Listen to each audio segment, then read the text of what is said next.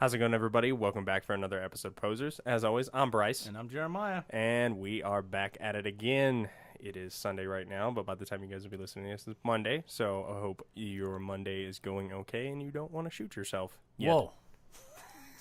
Jesus. Mondays are rough, man. I guess so. So this week we are going to be talking about Days Gone. So, but as always, first thing first, let's talk about what we've been playing. Days Gone. I feel like I'm the only one who ever plays different shit. Well, like I said, I mean, Jesus, dude, when I'm working the jobs I'm working, the only time that I get to play the games, I'm like, I actually tell people I have to do my homework. Yeah. So people are like, you want to go hang out? I'm like, no, I got to do my homework.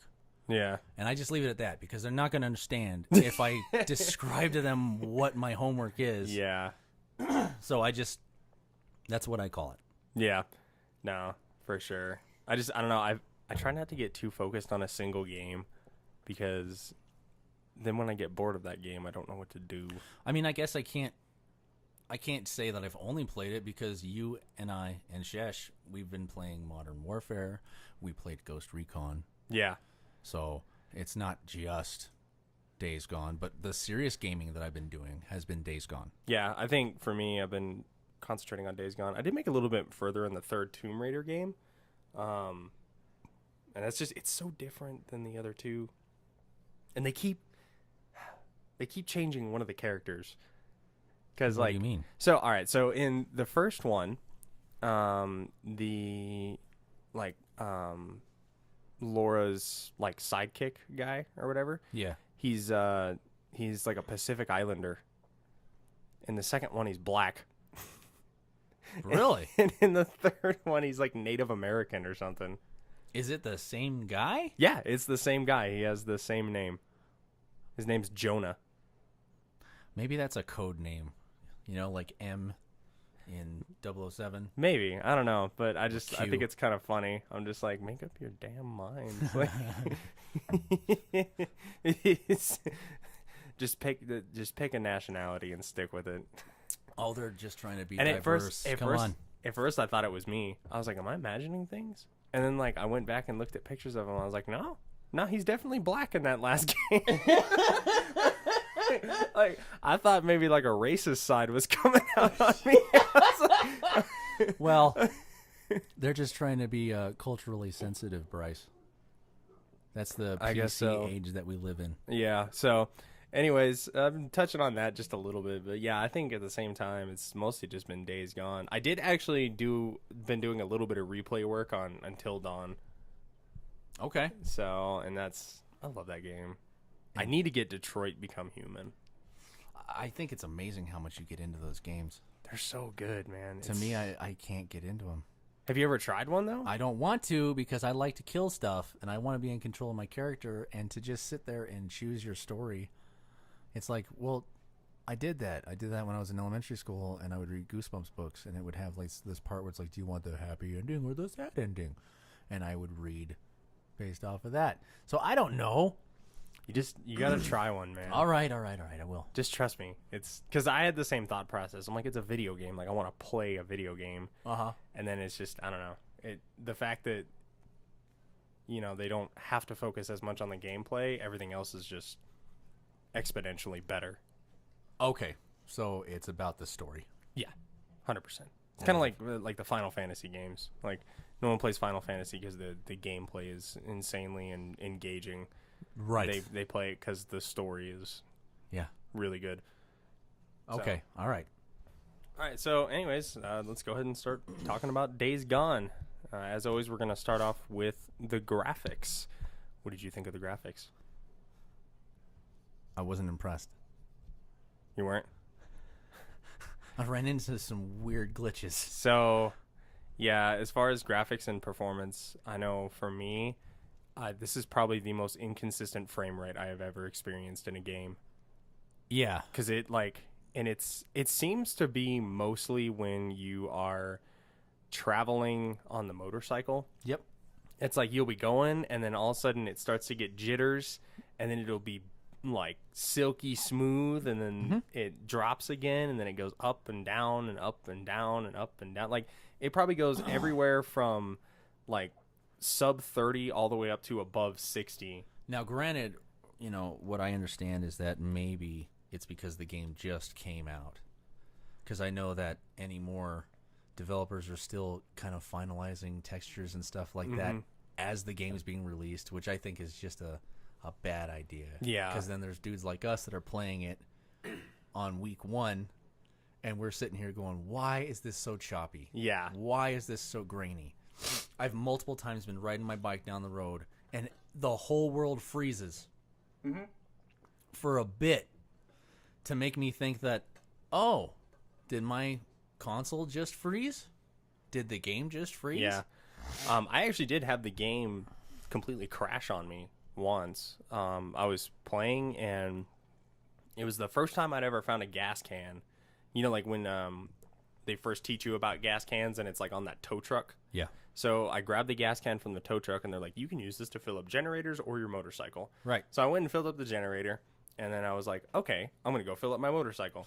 So I start running over to my motorcycle, and this tutorial screen pops up, and it talks about quick saving when you're at the bike. Uh-huh. And the screen would not close, and the game crashed. Oh. And I was like, nice. And that was within your first, 15 minutes of playing. That's like the first hour, yeah. Yeah, I remember that. Yeah. That was one of the first missions you do. Yeah, so that was definitely kind of a downer. I was like, man, I was really hoping this game was going to be a little bit more well-baked. But also, too, with this studio, I've never heard of them before, Ben Studio. I think they're very, very new. I think so, too. Yeah. So, I mean, maybe they're not super new. Maybe they've been around for a little bit, but I've never even heard of a game made by Ben Studios. Yeah, well, ultimately, though, yes, the graphics are giving me some cringes. There's plenty of times where I go behind one of the Zeds and I go to knife him, and this dude's sticking the knife next to his head, and there's still a squirt of blood, and then the guy still drops dead. I'm like, that is not... No, that's weird. It's not even close. I've ran into, stuff where, the bike. Okay, no. We were driving under one of the bridges, and and Sheshe, we were playing. We do a thing where we take turns. Yeah. So when we die, we pass the controller. He doesn't want to play the true version that I used to play with my buddy Josh, where when you died, you had to do 10 push-ups and pass the controller. He doesn't want to do that because we're dying every 30 seconds. Yeah. Okay, but he's driving. He's going under the tunnel, and he smacks into a car, and then he blew up. But it looked like something came and hit him from behind. And I was like, that's weird. I haven't seen a single car move this whole time in the game. But that's exactly what it kind of looked like. It looked like something slammed into him going 60 miles an hour after he hit the car, and he died. So I don't know what kind of a situation that is. Yeah. But that happened, and that was weird. And it's weird, too, because, the game has these huge issues like that. But there are, like moment to moment, the game looks really good. I think that, yes. I mean, overall, it does look good. The game, for me, the game looks good enough that I forget that it's an open world game. Okay. Which... Because open worlds tend to look kind of cheap, right? Yeah, they can. Yeah. So it's, I see it and I'm like, I run into those problems and I feel like maybe they were pushing too hard. But again, it's the limitations of the console that especially because it's an exclusive. Mm-hmm. The limitations of the console that you are working on. Right. Well, yeah. Other than that. Oh, wait, no. I'm sorry. People are talking to me in the cinemas, the cinematic parts. Yeah. All the time, and their lips aren't moving. Yeah, I noticed that. So I noticed in the actual cutscenes in the game, the facial animations are really, really good. But when they're just talking to you, they are bad. Yeah. They are painful to watch. Not even matching what they're saying at all. It's not consistent, though, because some of them, they look fine. Okay. So, you see some of them, and it's oh, okay, that looks that looks okay. Like, I don't mind that one. That one's better. And then Yeah. other of them, they look like freaking puppets. Yes. Like their jaws just moving up and down. There's like no facial like anything with them. That's true. And it's just like, man, like you can't do halfway stuff like that. Like, if they're all going to be bad, just have them all be bad, and then that will just be the accepted standard for dialogue outside of the cutscenes. Dude, even Robot Chicken, when you're watching that show, even when on Robot Chicken, depending on what they're saying, the mouth takes a certain position to make it look like it's actually saying that word or that syllable in the word. Yeah. They're not doing that on this. Yes, it was, just open, close, like somebody's chewing. Yeah. I was like, that is really, it looks weird. It's like, don't eat when you're talking to me. It's impolite. Yeah. It looks weird. It does. It looks very strange. But, I mean, like I said, moment to moment, though, the game is very pretty. You know, because there are plenty of times where, you know, you come up onto, like, a mountain or something like that, and you get to overlook this vista, and the lighting engines are just right, and the frame rate isn't at 4 frames per second. Yeah. And, you know, moment to moment, those things are there. Some of the details that I noticed just, like, on Deacon's character are very, very cool. Like, you know, that bandana that he carries in his back pocket? Yeah. That thing actually, like, moves with him, and it reacts, like, the way you would expect it to. Good. And that's cool. And, you know, some of the animations and stuff like that he does are very, very cool. Like, I like when, like, you're running towards something that's kind of low, and you go to duck under it, he kind of, like, scampers under it, if that makes sense. He kind of, like, rolls or, like, kind of skids under it a little bit versus just, like, this typical, like, duck and walk under it thing. Like, that's true. You know, he'll walk under something and he'll put his hand on it above him. Like, that kind of stuff is cool to me because it's like they didn't have to do that. So it to me, though, it's also kind of a double-edged sword because it shows me that they know how to do stuff like that, but they decided not to do it all the time. Yeah. Okay. Yeah. Because that adds those kind of small things like that. That is what changes a game from a game that is graphically like good and then a game that has amazing graphics. Right. You know, because it's those subtle things that create more realism. You know, it's like it's the light it's the reflection of things off of the paint on the car. It's, you know, the reflections in the water. It's, you know, like all this other, like all these like little minute things. It's the way someone's hair behaves whenever they move their head. Those are those little detail things can bring a game to the next level. And this game has some of that, but it's not consistent, and that's why I think it kind of annoys me with it. It's not completely immersive. There's a lot of that stuff that kind of snaps you back out of your experience. It snaps you back out of you are not playing a video, or it snaps you back out of it, and you're like, oh, this is a video game. Yes. Yeah. Not being part of a story. Yeah, exactly. Yeah. But all right, so that's what I got to say about the graphics. Yeah, the graphics and the performance in this game are not awful. Right. I've definitely played worse games. But I mean, I'm trying to be fair to the game because, like, I remember you telling me how the graphics on Ghost Recon when it first came out were pretty choppy. Ooh. So maybe it's just the same thing. Not good. Maybe they still need to work the bugs out. Yeah.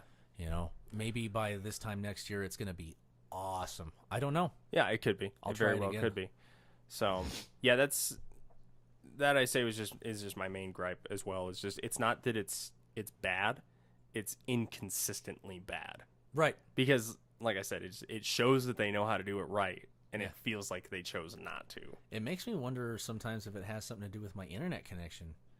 Like because I know I have a really crappy internet connection. It's an offline game. Is it? Yes. Well then, there you go. Yeah. That's just bad. So, all right. Well, let's talk about audio now. Okay. Like audio and voice acting. I don't like it. You don't like the audio either? No. I love the audio in this game. There's no reason for the zombies to be so damn loud when they are 40 feet away, and it's the same loudness as when they're right next to me. It scares the hell out of me, and it makes me very uncomfortable. What I liked about The Last of Us was that they had it more true to life the way sound is on that one. And that's the thing about zombie games, too. It's not fair because you start comparing it to all the predecessors that came before it. So, but I don't like that there's not that dynamic with the sound. I've noticed that I'm serious.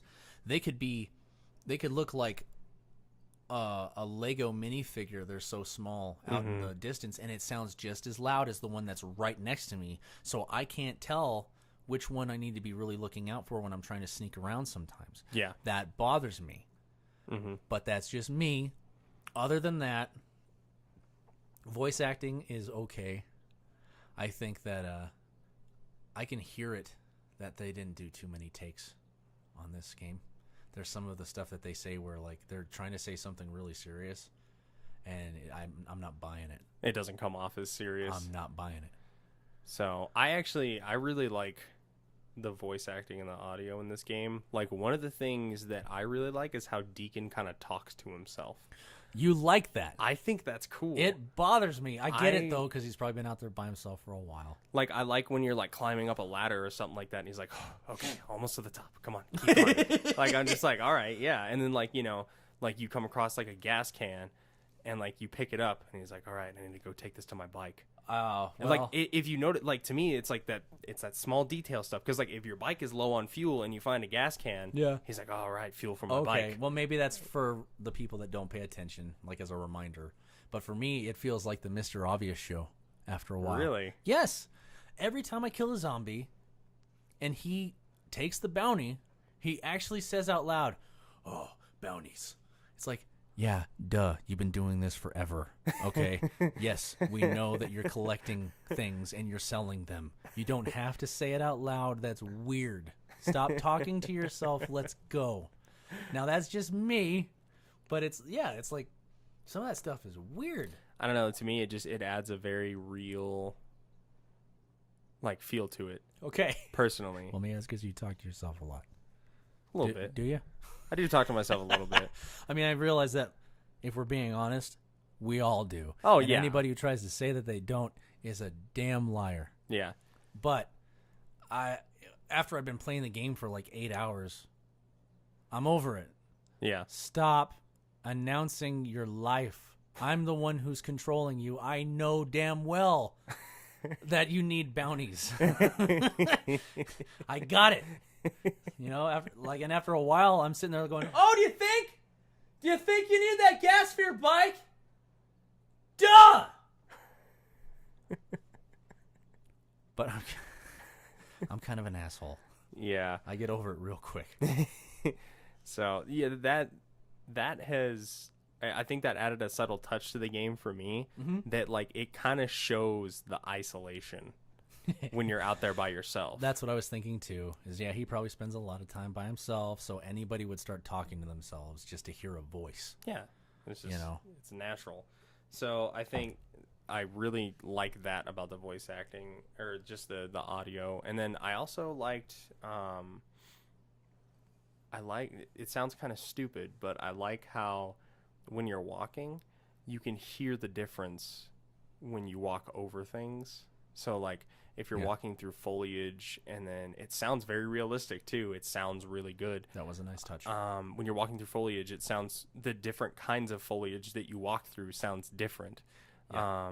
All the guns sound pretty good. I like the way that it sounds when you hit zombies with machetes. Like, the quality of audio is definitely there, and I think that's what is a huge redeeming factor for this game for me, is that the audio is so high quality. No, that they definitely spent time on. Yeah, and then like some of the music scores and stuff like that they have in there, they're excellent. They're super, super good. I actually avoid walking through certain areas if I'm sneaking around because I'm so paranoid that I'm thinking like, oh, they're gonna hear me walking through that gravel. Yeah, and I haven't really noticed it yet. Honestly, I think that I think that these people are so short-sighted in this game. It's nothing like other games where that person has like a line of sight that's a little bit more true to life. Like you actually have to stay behind things and stay out of sight. These guys, they have like a line of sight that I swear it's like 20 feet. And if I get far enough away, I can walk right in front of their field of vision and stand there, and they don't see me. and it's kind of weird to me. Yeah. Like the zombies are like that too. Mm-hmm. Although there's some glitchy stuff about that too. People have seen me through walls multiple times. I'm hiding behind something, and I see the zombie like stop and look at me towards my direction, and he's just and comes after me. I'm like, how did you see that I'm hiding behind a wall? Maybe he smelled you. You ever think of that? Well, yeah, maybe.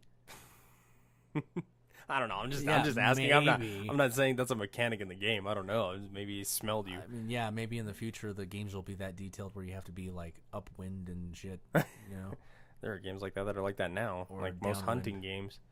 Well, yeah, I guess Cabela's and stuff like that.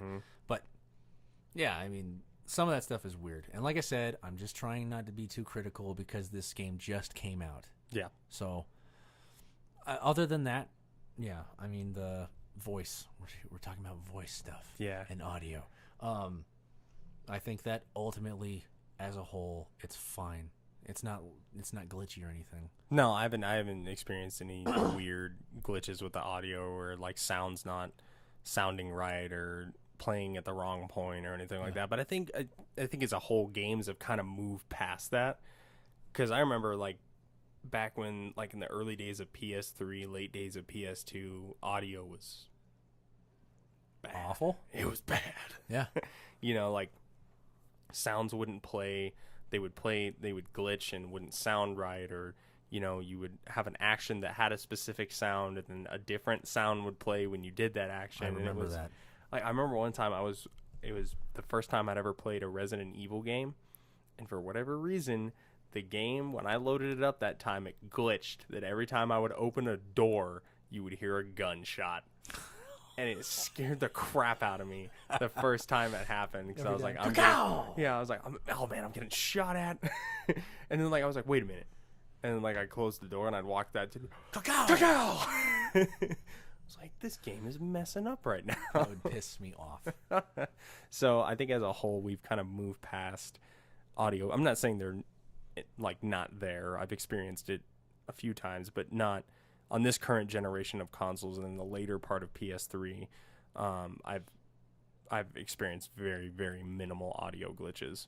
Yeah, it's a lot better than it used to be. Oh yeah, For sure. Way. All right, well, let's talk about the gameplay. I'm going to start this off. This game is hard. Yeah. It is not an easy game. Like, that's putting it lightly. Yeah, this game is very, very ruthless. Like, it's kind of funny too because when you load into it, it feels like a Far Cry game to me. So, and I'm like in Far Cry, I'm used to be able to get in a gunfight with like, 10, 12 people and still win. If you try to take on like 3 people at once, you will die. Yeah, you are screwed. Yeah, like, I've noticed that. It's very much real. Like you have to be willing to run away. Yeah, to survive. Yeah. Yeah. Because I suck. I suck at this game. I die so much. So much. Yeah. But it's not. God, the guns suck. I like, noticed it. How many times do I have to shoot you in the head?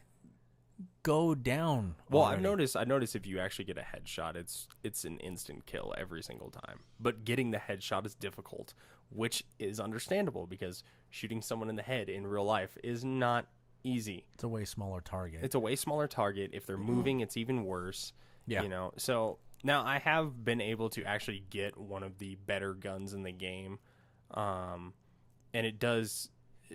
the upgraded weapons do improve your situation quite a bit. Like once you can actually get a like decent automatic weapon, or something that's not the 22 repeater, basically, the game does change a little bit as far as combat goes. But even then, with the upgraded, like the better weapons and stuff like that, like I do not want to get in a gunfight with 5 people. No, you don't.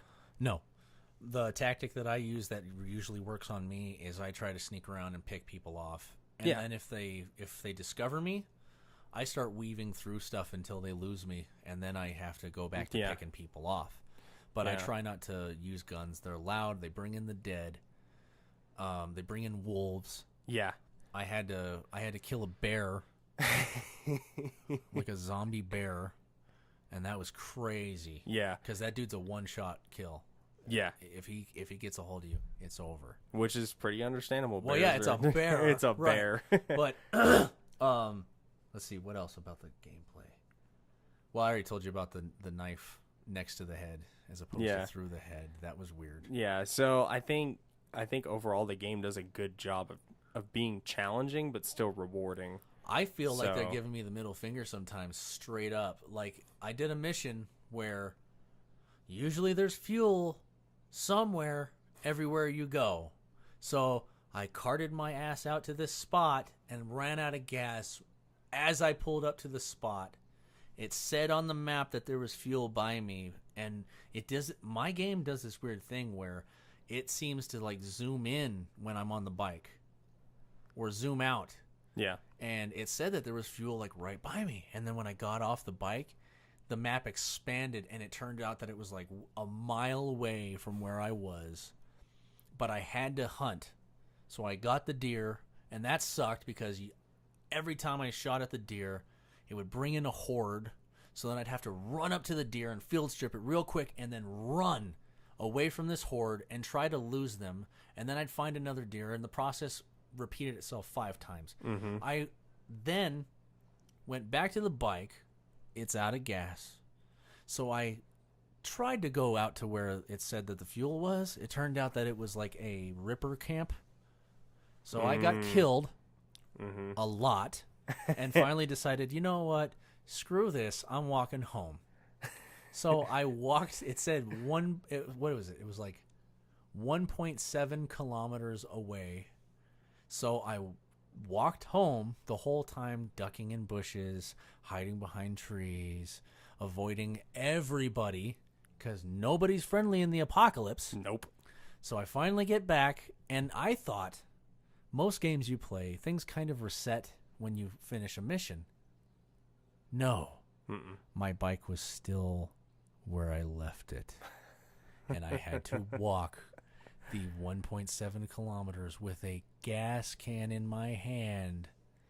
And every time you engage with somebody, you drop the gas can. So then you got to go find it. And then at one point, I had to walk between 2 rocks. This dumbass drops the gas can when he walks between 2 rocks. I didn't know that, so I just kept on trucking. I get to my bike, no gas can in my hand. So then I had to go find another gas can. And this time when I came up to those rocks, I noticed that if you hold L2, you'll throw the gas can like you throw a grenade. So I had to chuck the gas can between the rocks and then go fuel up my bike. This took over an hour from when I field stripped the last deer to when I refueled my bike. Yeah. I mean, I dig it, though, because that's like an element of realism. Yeah, that's what I'm saying. I respect that. This game does not hold your hand. No, It does not hold your hand at all, and I appreciate that because I think what I like about this is when they said this is a survival game. They were not joking. They were not joking. Yeah. This is a survival game. I almost felt like I could hear like a dad's voice when I like finished that mission where it would be like, so you forgot that bike out there, huh? Well, no, I ran out of gas. And why the hell did you run out of gas? Because I didn't think to get more fuel before I got there. Yeah. So guess what? Now you get to go get the bike. Yeah. You know? That's what it felt like. I was like, damn. Oh, man. Nobody's here for you. No, and, you know, the title says it all. The Even slogan the for the game. title, you know, this world comes for you. It does. Like, there is nothing friendly All day. there's nothing friendly about anything outside any of those camps. And I can't tell you, like, and, you know, but I like it because I think it's so cool when unexpected shit happens. I dig it. You know, like when you're riding and then all of a sudden you just see like a sniper laser come on you and you get shot off your bike. Yeah. And then you have to fight off like some rippers or, you know, other drifters or, you know, zombies or whatever the thing is. You know, I remember the first time I was riding, you know, because usually you're used to like a game like this when you're in your vehicle that's like kind of a safe zone for you. Mm-hmm. You know, like, all right, I'm in the vehicle, I'm moving, nothing can happen to me. Yeah. And I remember the first time I ever experienced this, I was riding down this road and I saw these zombies on the side of the road, and one of those fuckers tackled me off my bike, and I remember out loud, I was like, oh shit. Yeah, that's exactly what I said too. I was like, that happens in this game. Alrighty. And the next thing you know, I'm fighting off 10 zombies. And guess what? I died. Yep. It's a nice touch, though. I mean, I even like how sometimes I'll be on my way to a mission and I hear a motor and I have to hide because there's somebody patrolling down the road, and it's one of those psychopaths that they just kill people for the sake of killing people. I've actually gotten into a couple of skirmishes where I'm looking for something and they just roll up on me. Yeah, there's like 6 of them. I'm like, you sons of bitches. Yeah. And then you got to kill them, and that's not even part of the mission you're doing. Yeah. And, you know, I like that unpredictability about it. Because it's cool. It makes you think on your feet, and it makes you react in a way that you don't normally do with games. It feels more true to what I imagine life would be like in a situation like that. Yeah.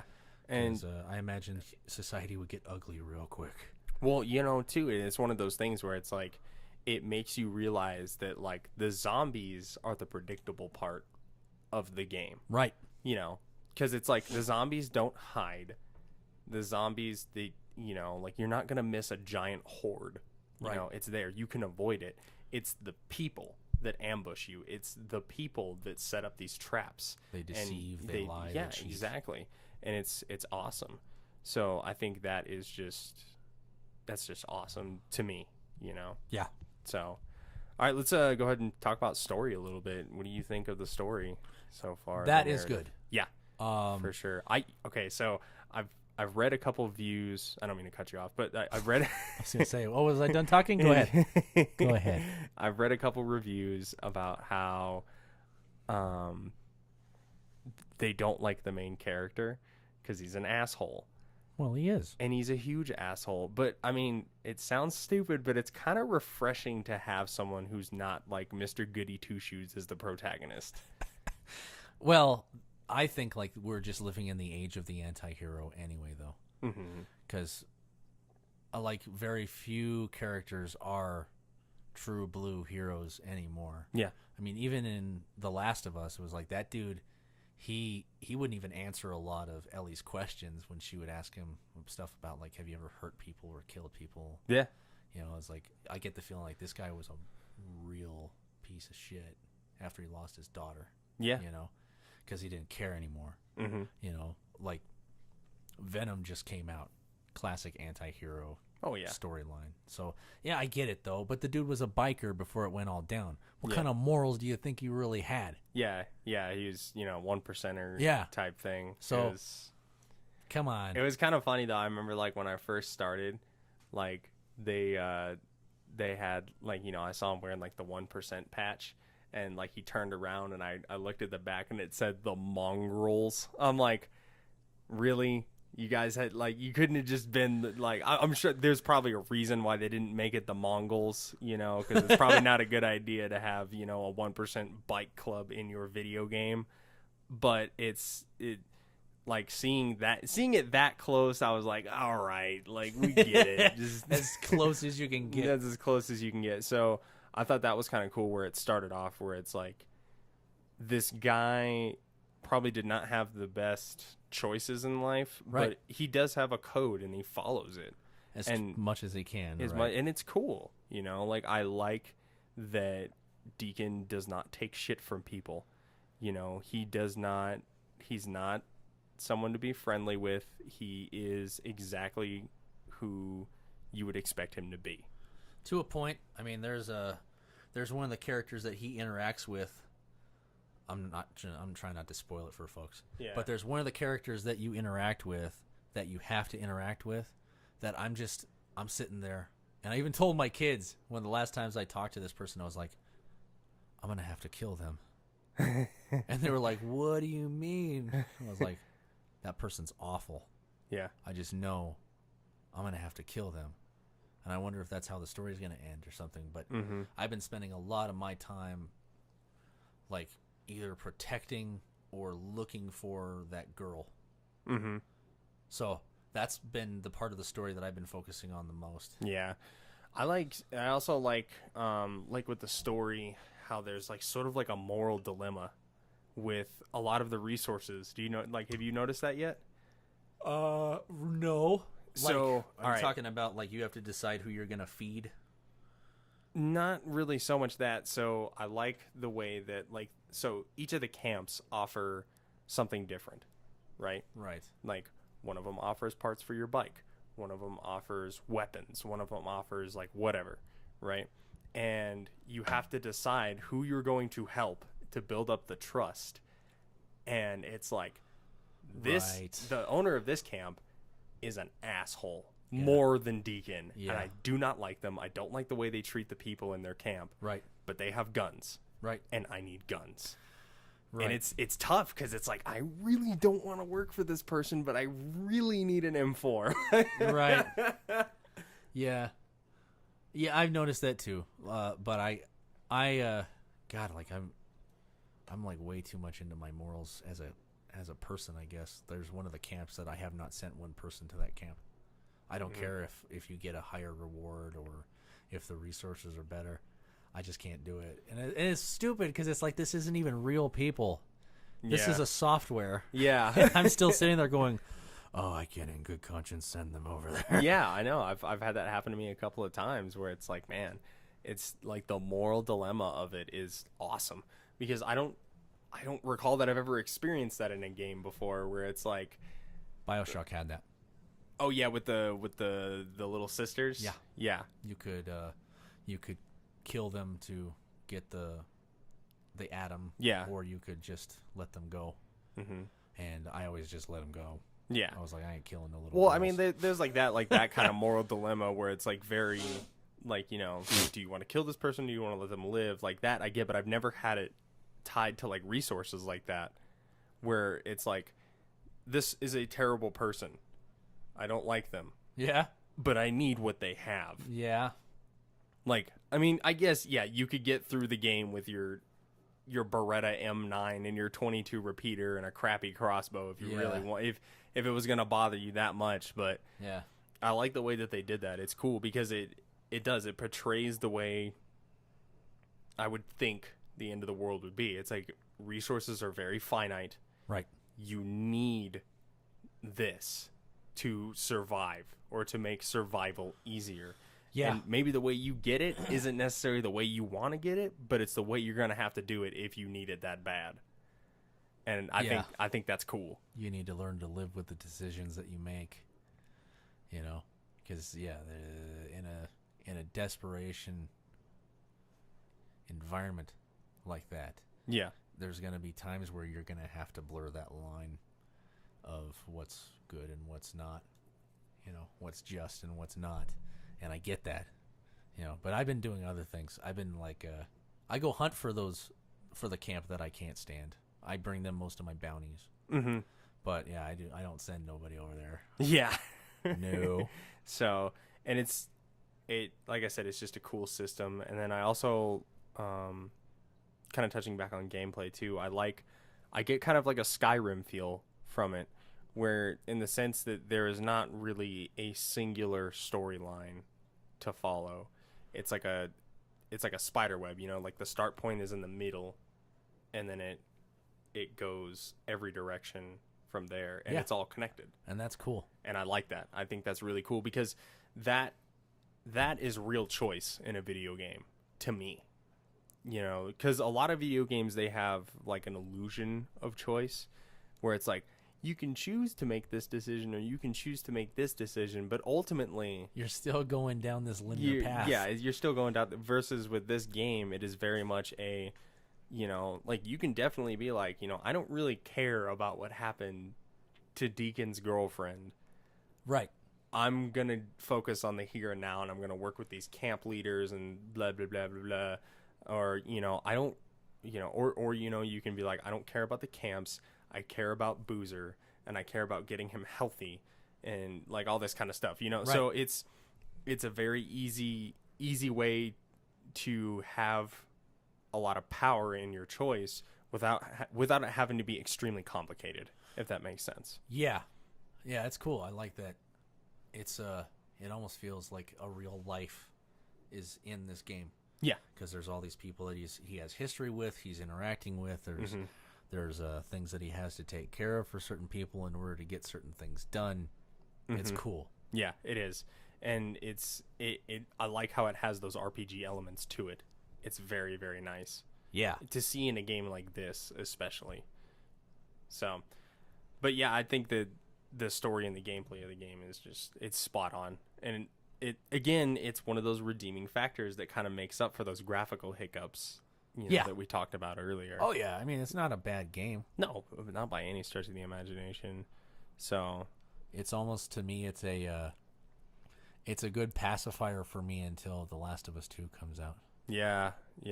Because I was really into that game. So this one, and I think, gives me some of those feelings in the meantime. I think that's what this game is kind of troubled with, though, is because at its core, this game is nothing like The Last of Us. No.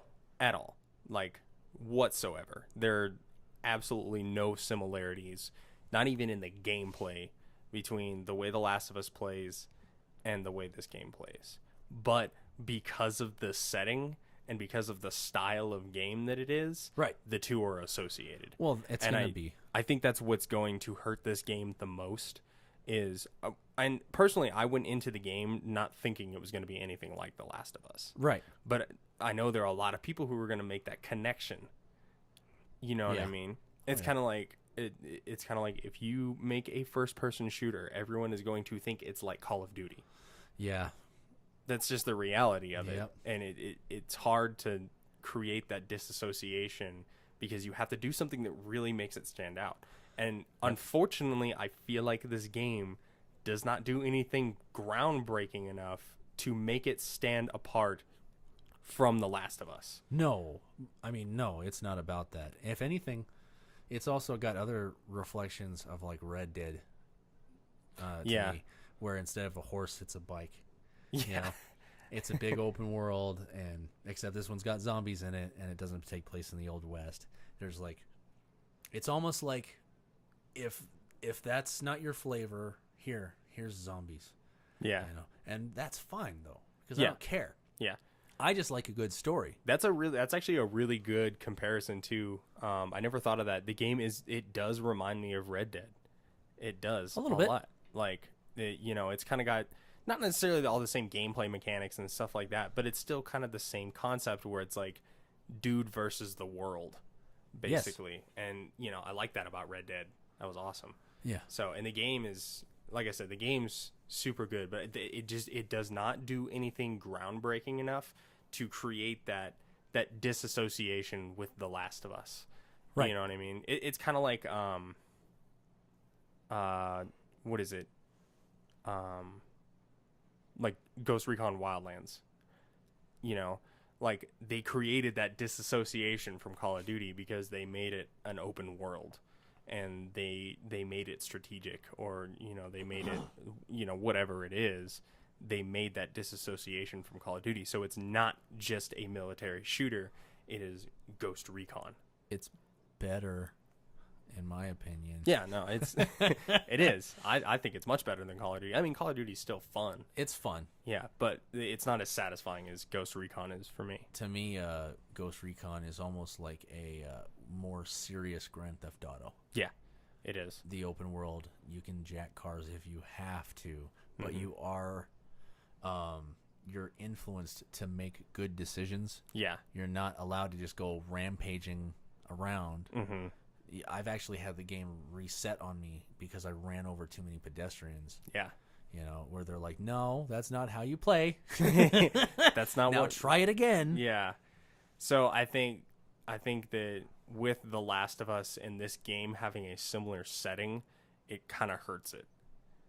Which, I mean, like I said, it's a double-edged sword because the games are not similar, but I feel like there are too many people, they see, like, they see Deacon and they're like, oh man, grouchy protagonist in zombie apocalypse, it's gonna be like The Last of Us. Like, oh, that's Joel too. Yeah, that's Joel Jr. Yeah. basically, and it's not. No, it's not. But You know, honestly, that's society. We're always comparative. Yeah. No matter what. Yeah. And it's like, dude, it's video games. There's only so many different platforms out there, engines to build on. Yeah. So you got to pick one. Mm-hmm. But I like the story. I love the world that you're in this game. So I don't care about any of that. The fact that it feels familiar is actually kind of a comfort to me. It is, yeah. And like I said, if you actually sit down and play the game and look at it, you know, kind of like smartly, I guess, and you know, critically think about it, it is nothing like The Last of Us, and it is very much its own game. They didn't take anything from The Last of Us, and they definitely could have. Like, they could have copied and pasted The Last of Us with a different story. Right. And, you know, the game probably would have been relatively successful, but they didn't do that. Right. They made sure that it was different, because I'm sure they had the same thought. You know, they were like, we don't want to be known as the game that copied The Last of Us. I wonder if some of that stuff, if there were arguments with their managers over things like that, because there are sneaking missions on this one also. Mm-hmm. And in this one, you still have to, like, chuck stuff to distract people. Yeah, but that's kind of like a staple in any stealth anything. That's what I mean. Yeah. There's only, like, so many, you know, like, directions that you can approach a game like this. Yeah. But it's like, dude, that's freaking real life. Yeah. Okay, I remember playing in the mountains with my friends and taking rocks and throwing them on the opposite side of where my friend was standing so he would look over there so I could sneak up on him. And that was just us playing around as kids. Yeah. It's like, that's just a natural thing. And hey, if you never thought about doing that, then fine. Maybe you're just not as, like, malevolent as we were as kids. I don't know. Like, we were always trying to hurt each other. We'd always, like, come up behind each other with sticks and stuff. Like, look, you're dead. I killed you. You know, but that's boys. Yeah. You know, that's boys being boys. But I don't mind those things. Yeah. Because, like I said, society is so comparative. Yeah. Everything's going to be held to somebody else's light. Yeah. No matter what you do. And we do that with music. We do that with stories. Mm-hmm. We do that with art. Yeah. I mean, so it doesn't matter to me. Yeah. The fact is, it's a good game. It's a good story. Yeah. And I like that, you know, you can see the influences in The Last of Us, but it's not so strong that you feel like you're playing The Last of Us 1.5. It's not a cut and paste. Yeah. Yeah. Dig it. Well, yeah, because you never ride nothing. No. You never drive in The Last of Us. No. Oh, I'm sorry. He drove a truck one time. Yeah. But I didn't drive it. Yeah. It was part of the story. It was like the cinematic. Yeah. Yeah. So, yeah, what do you think? Good game? Absolutely. Yeah. You got to get it. Yeah. If you're listening to this. Yeah, I feel like if you have a PlayStation, would you say it's worth the $60? Actually, I do. Ooh. I really do. That was a rough one for me. Yeah. Because I was like, look, I was holding my $60 going, ooh, I need to pay bills. But I was like, you know what?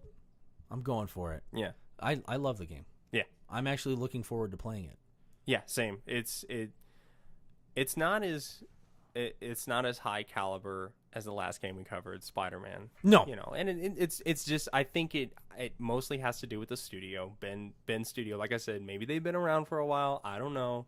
But as far as I know, I don't know any other games other than this one that they've made. I'll have to look it up later. This could be their first big game, you know? And they don't have a lot of experience. Maybe they don't have a huge team. And with that given, this is a good game. Personally, I think you should probably wait till it goes on sale. Okay. And that's and again, I'm also very overcritical about video games. You know what I mean? Like for the $60 price tag. Now, this is also coming from someone who's not big into zombie games. Okay. So, for the $60 price tag, do I regret buying it? Absolutely not.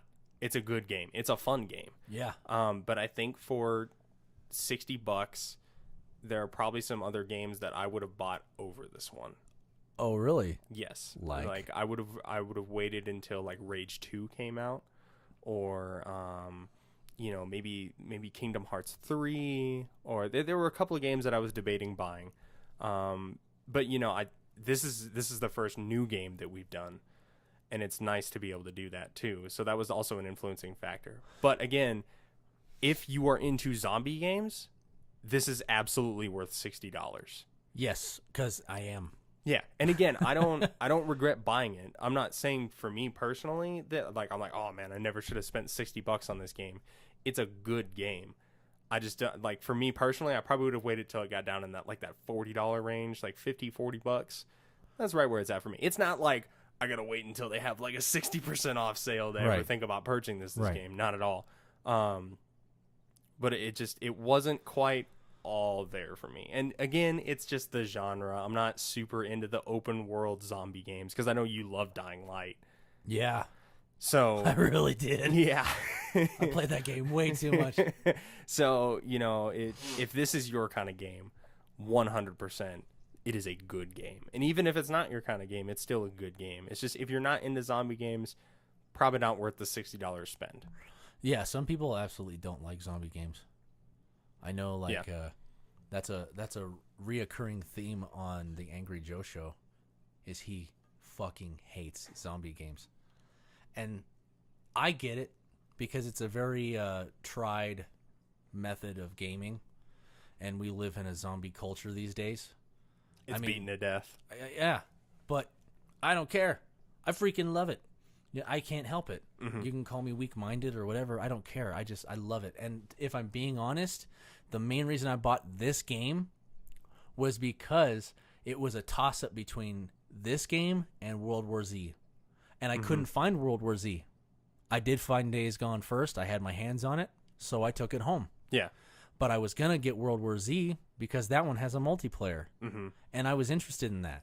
Yeah. I thought it was kind of weird that they came out with a game so long after that movie came out, but I don't care.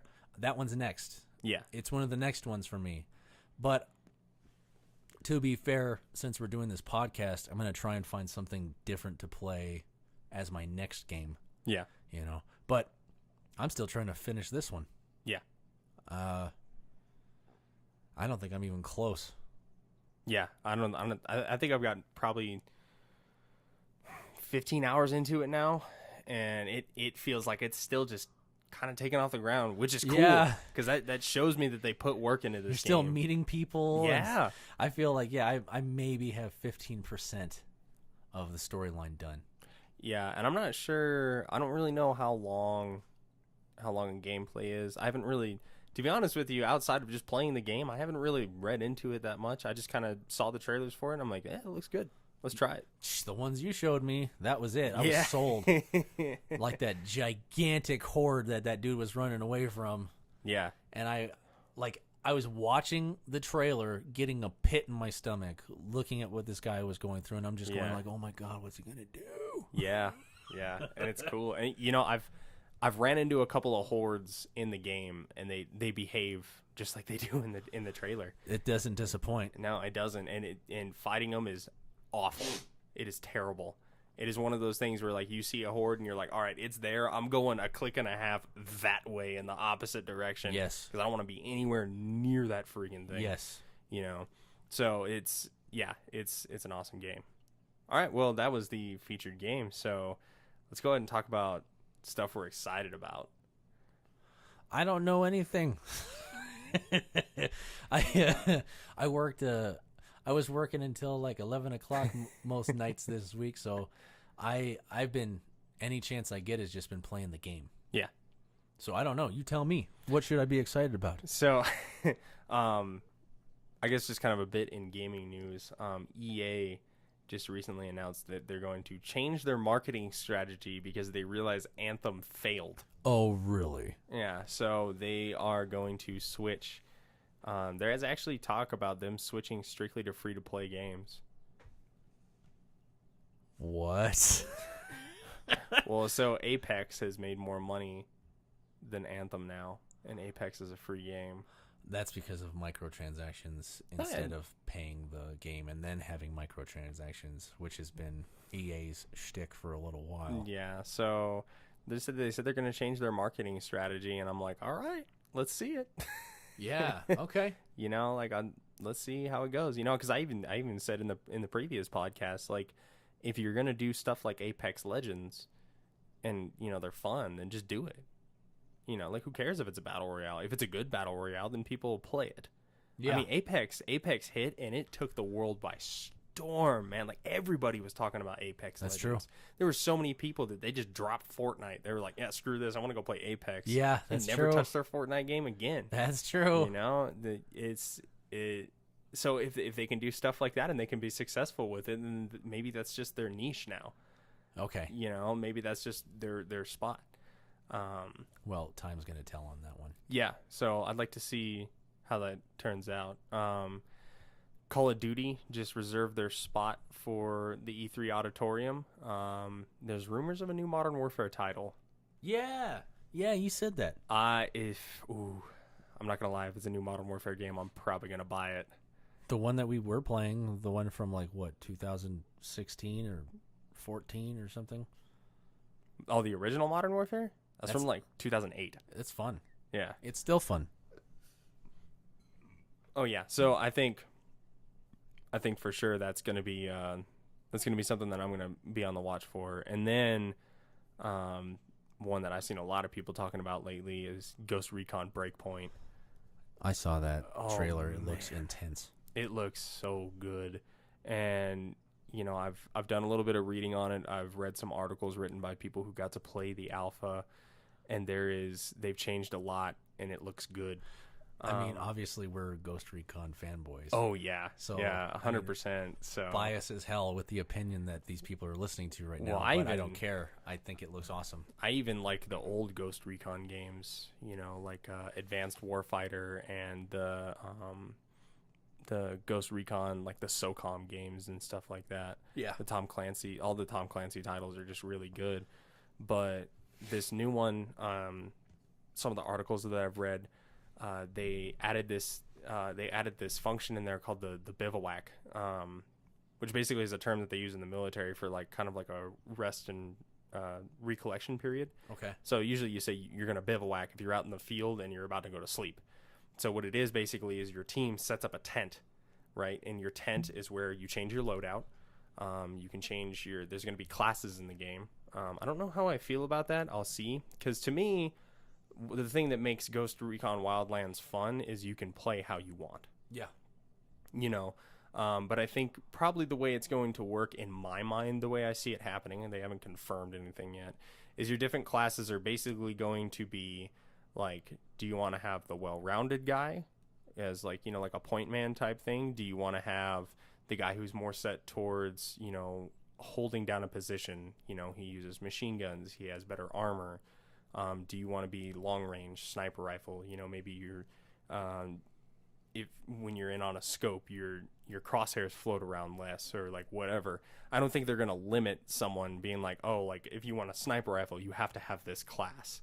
I think it's going to be something along the lines of, if you're going to snipe, this is the class that is going to benefit you the best.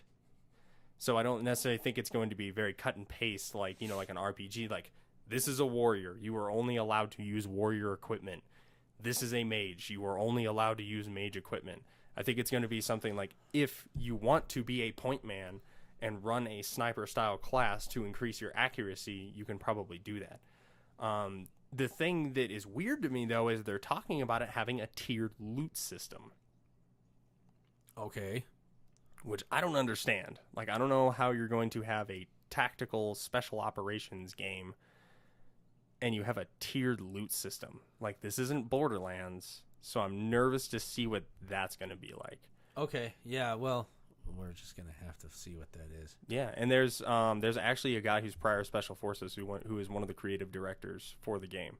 So that should be pretty interesting to see that. But, I mean, they're talking about how, like, traversing the environment and stuff like that has changed to where, you know, if you're, like, you can like trip on things and hurt yourself, and you have to, like, you know, if you get injured, you have to, you know, heal yourself. It's not self-healing like the current one is. One thing, I'm so glad they did this, you can move bodies finally. And if your teammate is down, you can run up and you can pick up your teammate and fireman carry them over to a safe position, Really? set them down, and heal them. Okay, well, that's good, because that's like one of the things that drives me nuts about Yeah. the one that we play, about Wildlands, is like, yeah, I'm trying to sneak around. I just took a dude out. Why do I have to leave him there? Why can't I not drag this dude behind a car or something? Yeah. Drag him into a bush. You know, like something. Yeah, and I then mean, hell. one of my biggest gripes with it is like you can't hide the bodies, but they make it so that if they find the bodies, then they start looking for Duh. you. I'm like, It's okay, like, bro, in Metal Gear Solid 2 for PlayStation 2, you had the option after you killed a guy to stuff him in a locker. yeah, And that was back in like 2004. mm-hmm. That was like before I graduated. They had games that had those options. So yeah, I mean, I can't help but feel like, didn't somebody like pitch a bitch when they were doing the beta testing on that one? Like say, hey, how come you can't get rid of the bodies if the guys find the bodies and it sets the alert off? Yeah, Shouldn't I be able to hide them? yeah. And they must have just not got around to it or something. So they changed that. Good. The bivouac thing is really sick too because you can decide when it is you want to take on the mission now. So if you want to do the mission in the dark, you can do that. That's you can, nice. You can do like a little rest or something like that, and then when you leave the bivouac, it'll be nighttime. That's a nice touch. So that'll be sick, because maybe it would be easier to take a camp when it's dark and you're using your night vision or like whatever the case is. Yeah. So it looks sick. Now I'll admit the graphics in the trailer, I'm fully prepared for there to be a significant downgrade because it seems like anytime they have like an announcement trailer like this, it looks dope. Like the graphics look insane and you're like, wow, I can't believe the game's going to look like that. And then That's you see true. the game and you're like, damn, this looks nothing like the trailer. Yeah. Well, that's salesmanship anymore. Yeah. That's like anytime you buy a car. Which, I don't think most games don't do that as much anymore, especially after the thing with the Division, because they were showing stuff when the Division first came out that was like blowing people's minds. Like they're like, I can't believe this game looks that good, and it's an open world game. And then the game dropped, and everybody was like, this looks nothing like what they showed at E3. Well, Like, it's like infamous in the game news world. Like, don't do what the Division did. I don't know how many of these gaming companies have to fall on that sword, though. There's a lot of people that they do that. Yeah. They like show you, they make all these promises and show you this epic like experience that you're gonna partake in, and then it turns out that no, they invested all of their time and energy into just showing off the game for E3, and the game as a whole doesn't match that. Kind of like Anthem. It's like, just stop doing that. Be honest with us. All you're doing when you do something like that is you're setting yourself to a higher standard than even you can achieve. Mm-hmm. It's like if you're dating a girl, don't try to act like you're the perfect person on that first date. Like, just be yourself. Stop trying to say the right things and do the right shit. Like, just be yourself. Yeah. I think that's what the games need to do too. Stop trying to impress me. Impress me with who you are. Okay? Stop trying to woo me. And then like 6 months down the road, I find out that you're nothing like that. Yeah. But that's just me. Yeah, I'll be interested to see what happens, especially because the release date is close. It says October 5th. I'm not going to lie, I kind of hope they delay it. Yes. I hope they get up to it and they're like, oh, yeah, we're going to have to wait till December or something. Well, that's why. Because it's like, I don't know how much they worked on it, because they said in the live announcement, they're like, so when they made Ghost Recon Wildlands, they had a team of 30 people. Cool. 30 people made that game. Yeah, I could see that. Yeah. So now they said they have over 1,000. So Jesus. maybe. Yeah. Because Wildlands was, that game blew up. Yeah. It's still blowing up. Yeah. They just recently released new content for it like a week ago, Yeah. which we still need to play. But Yeah, I know. So it's one of those things. It's like I know they have the stuff to do it now, because We spent most of the week getting molested by the predator. yeah, exactly. So that absorbed a lot of our time. So I'm interested to see what it's going to be like on release. You know, I mean, obviously, I'm still going to get it because it's still probably going to be fun. Yeah. I'm kind of curious about some of these game mechanics that they're talking about, like the tiered loot system. I want to know how that's going to work. Because to me, a tiered loot system is like what's in Borderlands. You know, you have low grade, medium grade, high grade, epic, legendary, like all that kind of stuff. Okay. You know, like and they got like the stupid little color codes, like, you know, gray, yellow, blue, purple, green, like all that kind of stuff.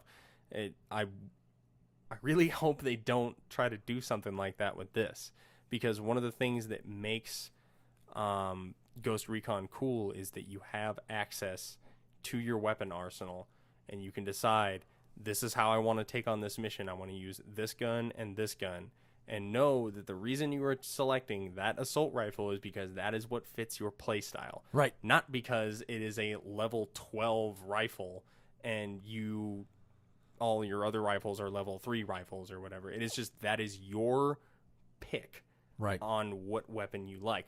Like me, I like the TAR.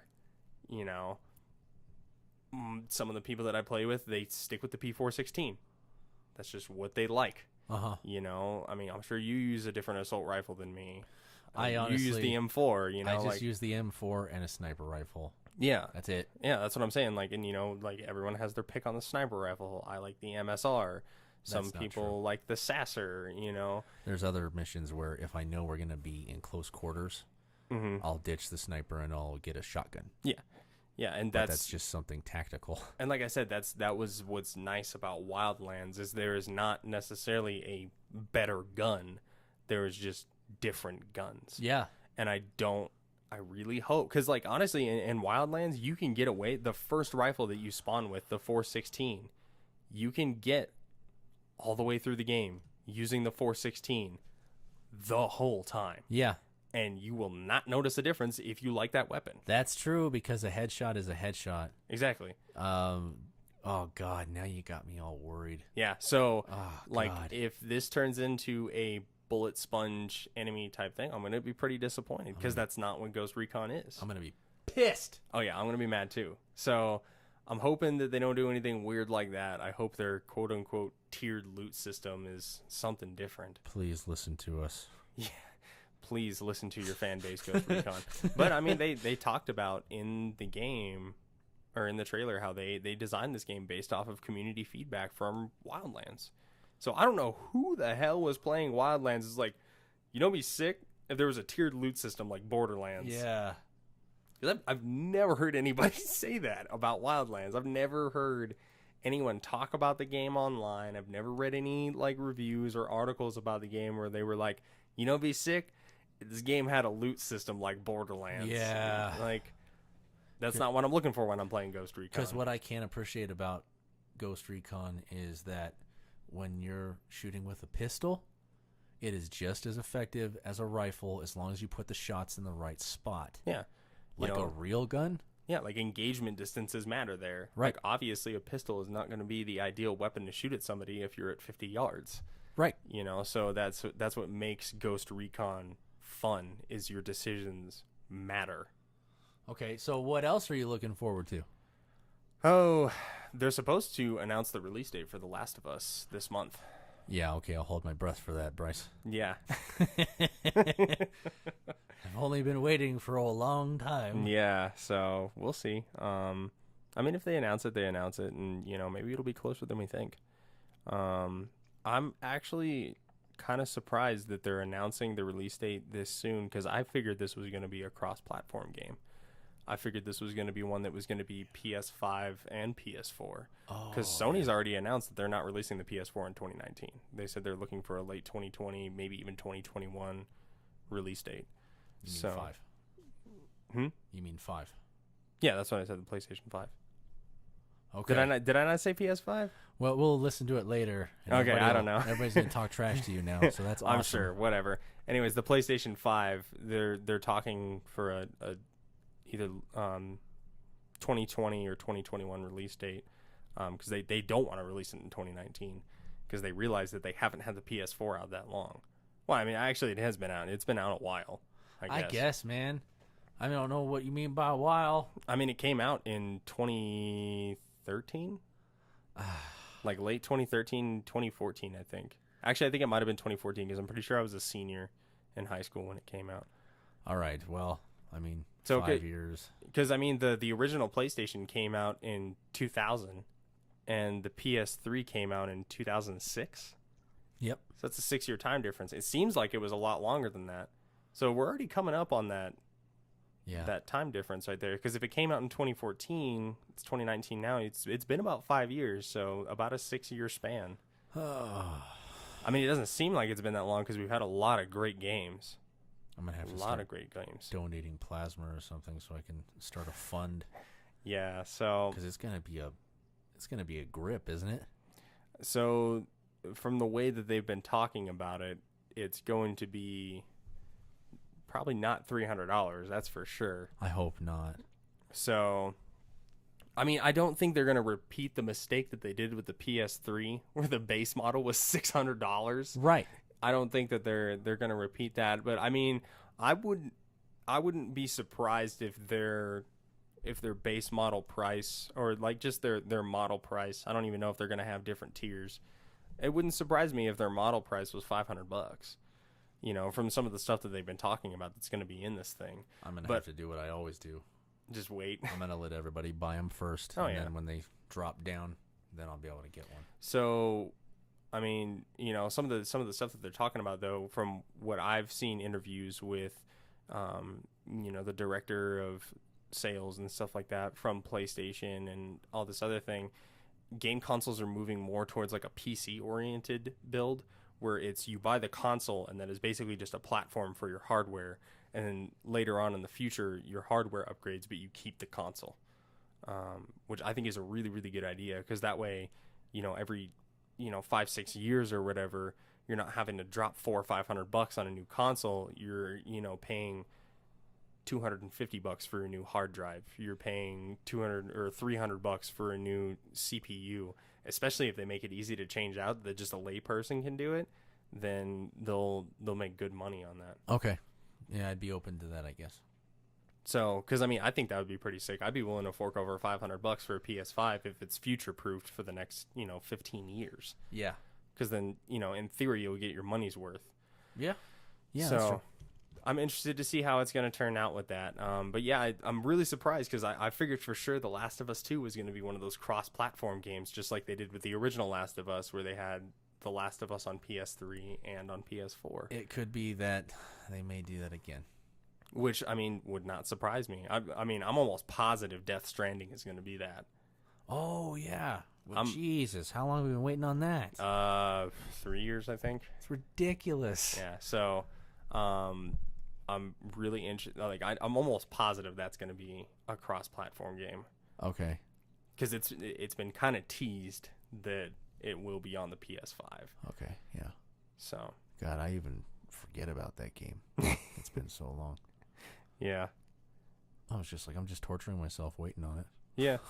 I think we all are. I got to move on with my life. Death Stranding. I can't be waiting on you forever. All right. Well, yeah, that's pretty much all I'm looking forward to, man. Yeah. All right. I basically go off of you anyway. Yeah. I'm your source. Yeah. I don't know, Jack. All right. Well, anyways, that was today's episode of Prosers. Thank you guys so much for listening. We have a YouTube channel now, right? Yes. So we are no longer uploading on SoundCloud. I put that up on my Facebook when I uploaded the last one. But I'm going to be uploading everything onto my YouTube channel, because SoundCloud wants $160 for us to upload our podcast onto a dead platform. Yeah. So from now on, we're only going to be available on YouTube. So if you're listening on YouTube, which I don't know where you would be listening. Well, please subscribe to us. Make sure you like our videos. Yes, please like and share, all that kind of stuff. I know everybody says that, but it means a lot to us. It does. It really does. Because the more people who we get to listen, the more people we reach out to, and, the more fun it is for us. Bingo. Yeah. So anyways, we will see you guys in 2 weeks. Later.